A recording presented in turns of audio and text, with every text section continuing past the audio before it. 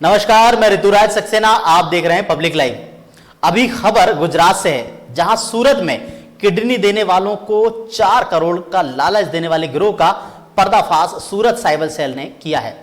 Racket के खुलासे में पता चला कि हॉस्पिटल के नाम से फर्जी वेबसाइट बनाकर लोगों से किडनी लेने का खेल चल रहा था। सूरत साइबर सेल की टीम एक शिकायतकर्ता की शिकायत के बाद किडनी खरीदने और करोड़ों का लालच देने वाले 2 आरोपियों को अब तक पुलिस गिरफ्तार कर चुकी है।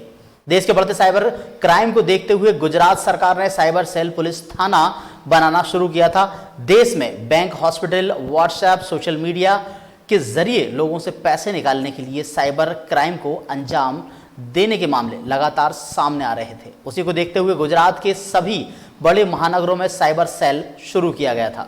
सूरत शहर एक स्मार्ट शहर है, जहां पर डायमंड और टेक्सटाइल का व्यापार बड़े पैमाने पर किया जाता है।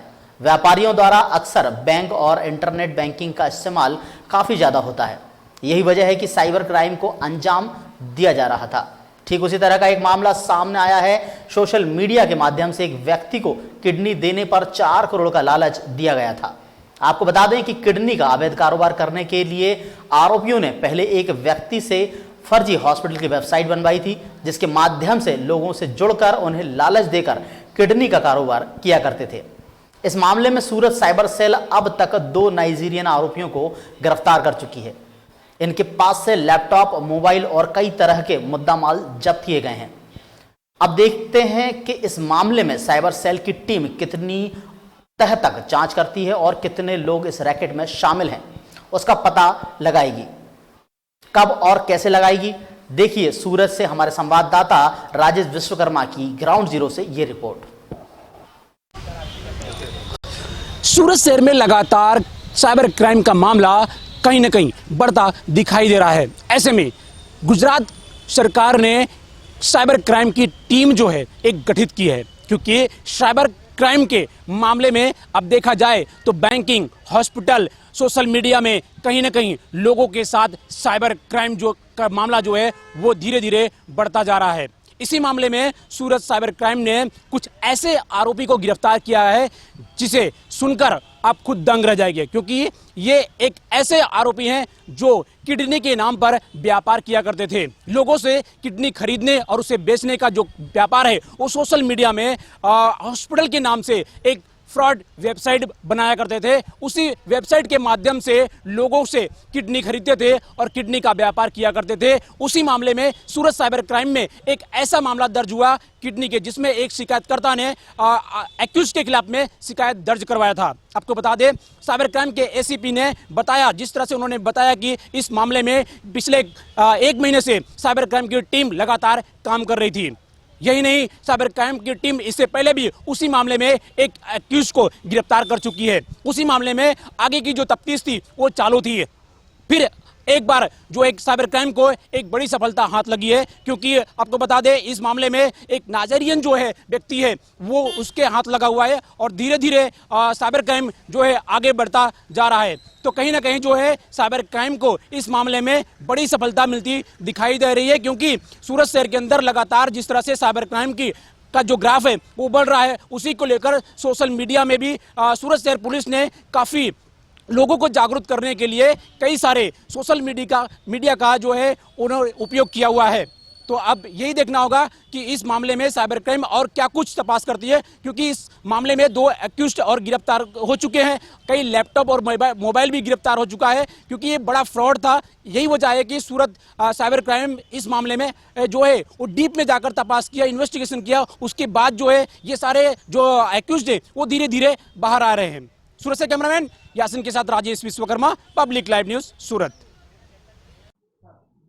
गत जुलाई महीने में सूरत के एक फरियादी ने सूरत साइबर सेल में आके फरियाद की थी कि ऑनलाइन एक फेक वेबसाइट बनाई गई थी, जिसमें किडनी 2 में से 1 किडनी बेचने से कोई भी व्यक्ति को 4 करोड़ रुपीस मिलेंगे। उसमें से 2 करोड़ रुपीस सबसे पहले मिलेंगे जब रजिस्ट्रेशन कराएंगे, और बाकी के 2 करोड़ रुपए वो किडनी डोनेट करने के बाद मिलेंगे। तो ऐसी ये लोभावनी लालच में सूरत की एक फरियादी आके जो फेक वेबसाइट थी उसमें से नंबर कांटेक्ट करके अलग अलग चार्जेस के रूप में 14,78,000 रुपीज़ का फ्रॉड उनके साथ हुआ था। तो ये गुना के तपास में सूरत साइबर सेल ने इसके पूर्व 2 आरोपियों को पकड़ा था, जिसमें एक आइवरी कोस्ट के थे और एक नॉर्थ ईस्ट राज्य के थे। वो 2 आरोपी को पकड़ने के बाद आगे की तपास में आज सूरत साइबर सेल ने एक तीसरा आरोपी पकड़ा है जो नाइजीरिया का है, जिसका नाम है ग्रेगरी। बेसिकली ये मॉडस ऑपरेंडी में जो इसके पहले टोटी को पकड़ा था, वो ये फेक वेबसाइट बनाया था अलग अलग हॉस्पिटलों के नाम की, और वो फेक वेबसाइट बना के ये जो टोटी थे उन्होंने ग्रेगरी को दिया था। ये जो ग्रेगरी आज जिसको हमने पकड़ा है, वो ये फेक वेबसाइट का एक्सेस लेके अलग अलग लोगों के साथ छेतरपिंडी करता था। ये जो ग्रेगरी है उसके पास से हमने टोटल 14 मोबाइल फ़ोन्स, एक लैपटॉप, 2 डोंगल और एक एटीएम कार्ड जब्त किया है। और ये जो टोटल फ्रॉड था वो 14,78,000 का था। इसके पहले हमने more than 7 lakh rupees freeze कराए थे, लेकिन ये ड्यूरिंग इन्वेस्टिगेशन और 2,10,000 रुपये हमने फ्रीज़ करा के total amount more than 9 lakh rupees हमने सूरत साइबर सेल ने फ्रीज़ करवाए ये गुने में। कितना लोग शिकार बने इसके अंदर? अभी प्राथमिक तपास में हमने देखा है कि अभी तो हमें सूरत के ही एक नागरिक मिला है जिसके साथ ये फ्रॉड हुआ था, लेकिन ये बहुत ही बड़ी गैंग हो सकती है और मैक्सिमम लोगों को इंडिया के अलग अलग राज्यों के साथ फ्रॉड किया हो सकता है। तो आगे की तपास में हमें और भी फरियादी मिल सकते हैं, न मात्र गुजरात के लेकिन समग्र भारत के मिल सकते हैं। और साथों साथ ये जो आरोपियों थे उन्होंने एक फेक वेबसाइट तो अलग अलग हॉस्पिटल्स की बनाई थी, और साथों साथ आरबीआई का फेक ईमेल आईडी भी बना के एक आरबीआई के रिप्रेजेंटेटिव के रूप में भी कांटेक्ट करके फरियादी के पास से अलग अलग चार्जेस पे थे ये पैसे फ्रॉड करते थे।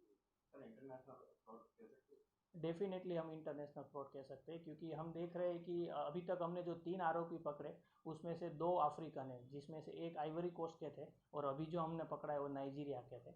और इतना बड़ा अगर ये जो फ्रॉड हो रहा है तो हो सकता है कि इसमें और भी बड़ी गैंग होगी, और हो सकता है कि उसमें और भी हम अफ्रीकन लोगों को पकड़ के जो फरियादी थे उसको न्याय दिलाए और उसकी 100% अमाउंट हम फ्रीज करा के रिकवर कराएं। गुनाह इतिहास कोई देखे? अभी तक तपास में हमें कोई तीनों में से कोई भी आरोपी का पूर्व गुनाहित इतिहास नज़र नहीं आया है और आगे तपास चालू है। सर, भारत में किस लिए आए थे, तो क्या काम था? ये जो हमने अभी पकड़ा है ग्रेगरी, वो 3 साल पहले भारत में आया था, और भारत में यहाँ आके पहले जो वहाँ पे नाइजीरिया था तो वहाँ पे वो कार सेल का बिजनेस करता था, लेकिन 3 साल पहले वो भारत में आया, और जब से आया है तब से ये जो मॉडस ऑपरेंडी है किडनी सेल में उसके ऊपर ही वो काम करता है।